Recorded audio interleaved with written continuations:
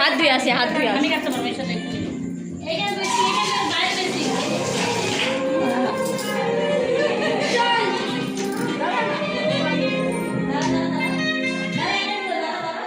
makeup कुछ makeup